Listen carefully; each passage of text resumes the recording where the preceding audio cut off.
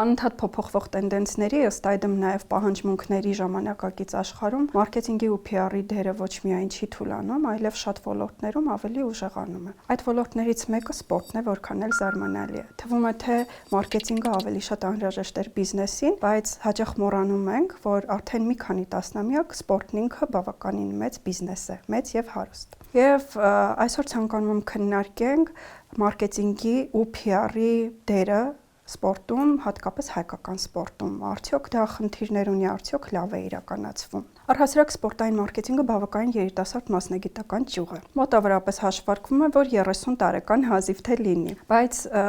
սպորտը շատ ավելի վաղուց է դարձել բիզնես։ Մինչև 1970-80-ական թվականներին մարդիկ ցանկանում էին հասկանալ, թե ով է ավելի արագ, ով է ավելի ուժեղ, ով է ավելի լավը։ Հետո հասկացան, որ սպորտը միայն մրցաշարի, դրան մասնակցելու, հաղթելու կամ պարտվելու մասին չէ եւ դրանով կարելի է բավականին լավ գումարներ աշխատել։ Օլիմպիական խաղերը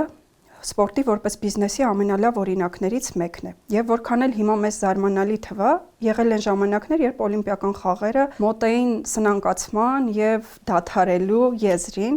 Իհարկե կարողացել են մարդիկ գտնել մասնագետների եւ փրկել խաղերը, որոնք դարերի պատմություն ունեին,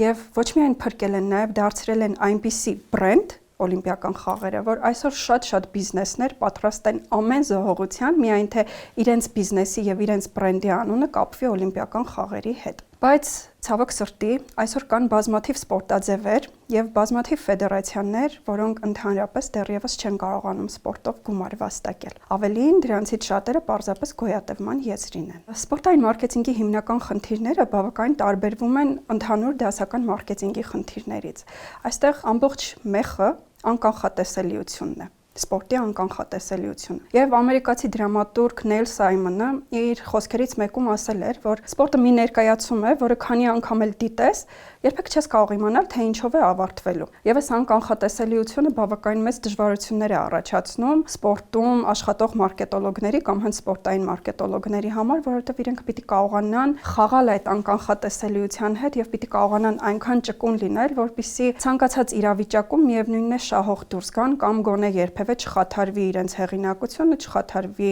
շահույթ ստանալու հավանականությունը։ Իհարկե այդ անկանխատեսելիությունը նաև բերում է շատ մեծ էմոցիաներ, որոնք էլ մարդկանց կապում են սպորտի հետ։ Օրինակ երկրպագուները սպորտը սիրում են հենց էմոցիաների համար, բուռն էմոցիաների, բուռն ու անկանխատեսելի զգացողությունների, ադրենալինի համար։ Ուստի գոնե այս մի գծով սպորտային մարքետոլոգները գիտեն, որ երկրպագուները միշտ իրենց կողքին են լինելու եւ գոնե թե այս մի թիրախային լսարանի հետ կապված իրենք խնդիրներ առանձնապես շատ չեն ունենալու։ Երկրորդ հիմնական թիրախային լսարանը արդեն հովանավորներն են, որովհետև սպորտային մարքետոլոգների խնդիրն է ներգրավել երկրպագուներին, ձևավորել նրանց մեջ հավատարմությունը եւ նաեւ սպորտային ակումբը, թիմը, մարզիկին կամ ֆեդերացիան դարձնել այնպիսի գրավիչ բիզնես, այնպիսի գրավիչ բրենդ, որ ներդրողները ցանկանան իրենց ֆինանսական միջոցները հատկացնել այս մարզաձևին, թիմին, միայն նրա համար, որ իրենց բիզնեսի անունը եւս կապվի այդ մարզաձևի հետ։ Աշխարհում իհարկե հիմա արդեն գիտենք, որ այս առումով խնդիրները շատ քիչ են։ Ամենամասսայական սպորտաձևը ֆուտբոլն է, որտեղ շատ են աստղերը։ Եվ ֆուտբոլային ակումբներ կան, որոնք ինքնին արդեն բրենդ են։ Շատերը երազում են խաղալ Մադրիդի Ռեալում, Բարսելոնայում, Մանչեսթեր Սիթիում, հիմա արդեն նաև PSG-ում, որը երկար ժամանակ պարզապես պրոյեկտ էր, բիզնես պրոյեկտ, բայց հիմա կամաց-կամաց դա եւս դառնում է բրենդ ու բացի մարզիկներից, ովքեր երազում են այնտեղ խաղալ, կան նաև բիզնեսներ, որոնք երազում են հնարավորություն ստանալ իրենց անունը կապելու այդ ակումբների հետ։ Օրինակ Բարսելոնայի օրինակով հանրահայտ Spotify հարթակը երաժշտություն եւ ոդքասթեր լսելու արդեն քանի տարի է դարձել է Բարսելոնայի տիտղոսային հովանավորը եւ գնել է հանրահայտ Camp Nou մարզադաշտի անվան իրավունքները եւ հիմա այդ հայտնի ստադիոնը Բարսելոնայում ոչ թե կոչվում է պարզապես Camp Nou, այլ Spotify Camp Nou։ Հայաստանում այս տեսակ երազանքներ ունենալ դեռևս ֆանտաստիկայի ժանրից է։ Այսինքն ոչ միայն հեռանկար չունենք, այլ նաև դա երազանք է, որը բավականին երկար ժամանակ կպահանջի իրականանալու համար, եթե իհարկե երբևէ իրականանա։ Որովհետև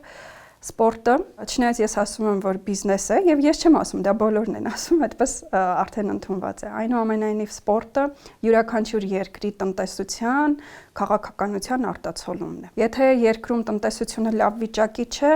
տրամաբանական է, որ այդ երկրում սպորտը եւս այդքան էլ լավ վիճակում չի լինելու։ Քանի որ մենք դեռևս զարգացող պետություն ենք, ոչ թե արդեն զարգացած, եւ մենք հարուստ երկիր չենք, պատերազմական գոտում ենք եղել շատ երկար տարիներ, այս ամենը ուղիղ արտացոլվել է մեր երկրում սպորտային տնտեսության վրա։ Շատ մարզաձևեր դեռևս չունեն նորմալ ենթակառուցվածքներ, ինչը խանգարում է այդ մարզաձևերի եւ մարքեթինգով առաջ մղմանը, եւ PR-ի միջոցով իմիջի ստեղծմանը։ Ստացվում է հետեւյալ պատկերը. Ֆուտբոլը ոչինչ, քիչ թե շատ զարգանում է երկրում, անհատ ներդրողների շնորհիվ։ Ի տարբերություն եվրոպական առհասարակ համաշխարհային ֆուտբոլի, որտեղ ակումբները ներդրումներից բացի նաև սեփական եկամուտ ունեն եւ արդեն ինքնաբավ են, կարողանում են ստացած եկամտով բազմաթիվ հարցեր լուծել, Հայաստանում ամեն ինչ դեռևս շարունակվում է ֆանատների, այսինքն ֆուտբոլի ֆանատ ներդրողների շնորհիվ, որովհետև ամբողջ ֆինանսավորումը ակումբների սեփականատերերը վերցնում են իրենց վրա։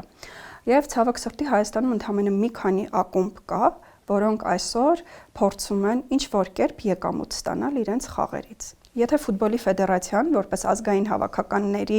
համակարգող կառույց եւ առհասարակ երկրում ֆուտբոլը համակարգող կառույց դնենք մի կողմ, որի մարքեթինգը հիմա արդեն բավականին զարգացում է ապրել 2010-ականների համեմատ, շատ քիչ ակումբներ կան, որոնք սոցցանցերը եւ ժամանակակից գործիքները օգտագործում են, որպեսզի երկրպագուների շրջանում ձևավորեն հավատարմություն, որը իր հերթին բերելու է այլ օգուտների։ Ունենք Նոա ֆուտբոլային ակումբ, որը երկրորդ անգամ արդեն մասնակցելու է Եվրագավաթների խմբային փուլի եւ իդեպ Հայաստանում դրա իմիջին նպաստող մի շատ կարեւոր իրադարձություն բոլորովին վերջերս եղավ, հայտարարվեց պետական մակարդակով, որ Էջմիածին քաղաքի մոտակայքում, շատ մոտ, կառուցվելու է Հայաստանում ժամանակակից ստանդարտներին համապատասխան բավականին գեղեցիկ եւ ընդարձակ ֆուտբոլային ստադիոն։ Այսինքն դա իրադարձություն է լինելու ոչ միայն Արմավիրի մարզի համար, առհասարակ Հայաստանի համար, որովհետև այնինչ նախագծվում է իրականացնել, իսկապես բավականին լավ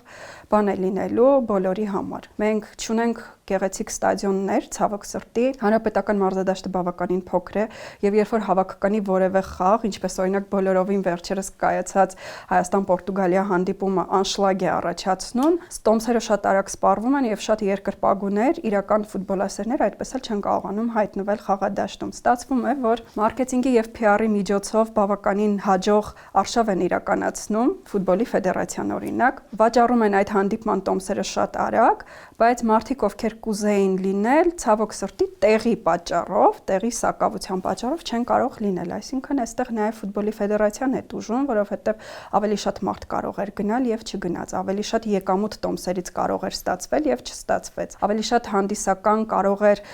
մարզադաշտում ցուցադրվող գովազդները տեսնել, բայց այդպես չեղավ։ Նոա ակումբը բավականին հետաքրքիր սոցցանցային արշավներ է իրականացնում, արդեն նաև կայք ունի, ինչը տարիներ առաջ պահանջ էր, ֆուտբոլային ակումբները պիտի կայք ունենային, բայց մենք գիտենք, որ կայքը թեկուզ չնչին ամեն դեպքում ծախս է։ Եվ շատ ակումբների կայքերի դոմեյններ չվճարելու պատճառով հավանաբար ի վերջո պասիվացան։ Բոլորը կենտրոնացան սոցիալական ցանցերի վրա։ 2013-14 թվականներին մեր ֆուտբոլային ակումբների սոցցանցային էջերը Facebook-ում կոնկրետ միայն հազիվ մի քանի 100 հետևորդ ունեին։ Հիմա արդեն մի քանի տասնյակ հազարներ, մի քանի հազարներ, եւ սա իհարկե լավ է, բայց մյուս կողմից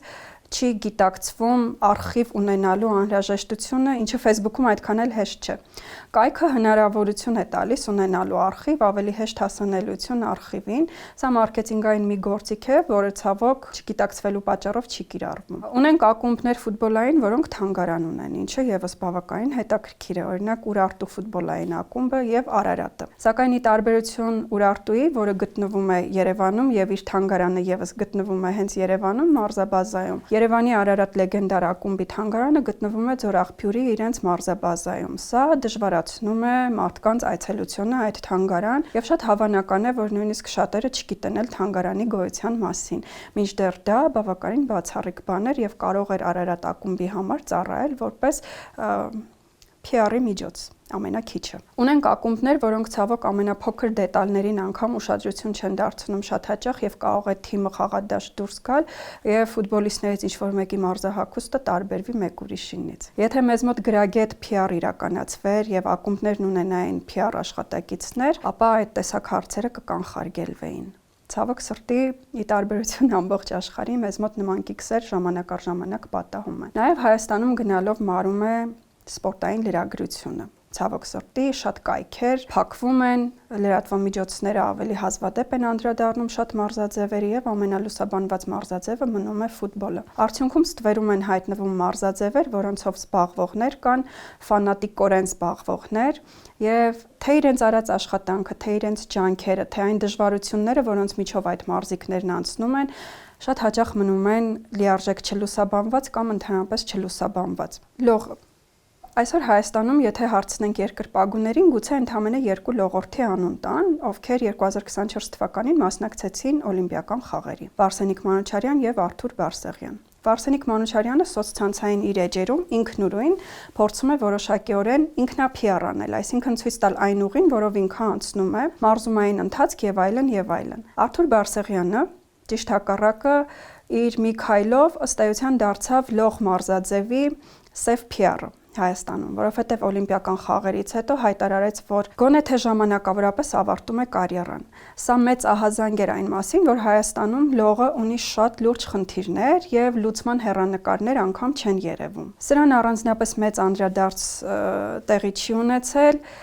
եւ մարզաձևի խնդիրները վեր չեն հանվել ըստ արժանվույն, հետեւաբար նաեւ դրանց լուծումները գոնե մոտ ժամանակներում սպասել հնարավոր չէ։ Եթե ֆեդերացիան մարքեթինգ եւ PR իրականացներ, ապա հենց իրենց կապուղիներով ամեն ինչ կհասներ երկրպագուներին, կառաջանար հանրային ճնշում, որի շնորհիվ գուցե նաեւ առաջանար պետական ուշադրությունը, որովհետեւ ինչպես մենք գիտենք, վերջին ժամանակներս շատ բաներ հանրային ճնշումների շնորհիվ են լինում եւ պոպուլիզմը մի քիչ ավելի մեծ դեր ունի մեզանում հիմա, քան երբևէ եւ գոնե թե պոպուլիզմի շնորհիվ կարելի էր որոշ խնդիրներ լուծել։ Ծանրամարտում հաջողություններ ունենք, մարզիկները կարողանում են մեդալներ նվաճել եւ հենց այդ հաջողությունների շնորհիվ մարզաձևի մասին իրազեկվածության մակարդակը բարձրանում է։ Բայց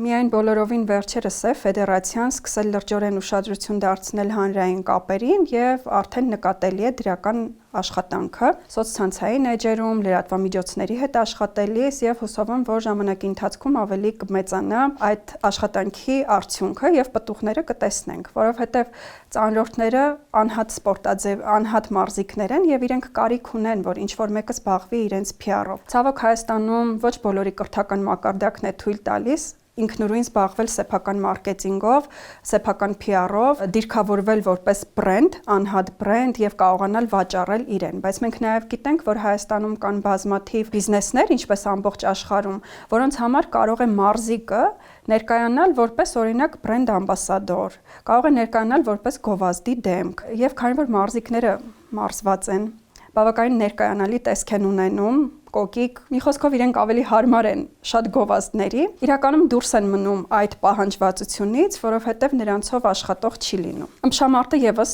հիմա բավականին լավ զարգացում է ապրում, բայց ըմբշամարտի առումով եւս մարքեթինգ եւ PR այդքան էլ չի օգտագործվում, միայն բոլորովին վերջերս Արթուր Ալեքսանյանը սկսել է հայտնվել գովազդներում, Արջին բանկի, Պումայի գովազդում էր, աթլետիկայի մասին եթե խոսենք, այստեղ պարզապես խոպան է, ցավոք։ Կարծում եմ դրա մասին առանձին կարող ենք անդրադառնալ, ուստի հիմա շատ չմանրամասնեմ։ Ամբողջ եզրակացությունը, որին կարելի է հանգել, հետևյալն է. Հայաստանի Հանրապետությունը պետական մակարդակով որոշել է մեծ ուշադրություն դարձնել ֆիզիկական կուլտուրայի եւ սպորտի զարգացմանը, որպես նաեւ առողջ ապրելակերպի միջոց։ Դուք տեղյակ եք, որ արդեն մի քանի տարի Հայաստանի Հանրապետությունում իրականացվում են վարչապետի գաված սիրողական մրցաշարերը, ամենատարբեր մարզաձևերից,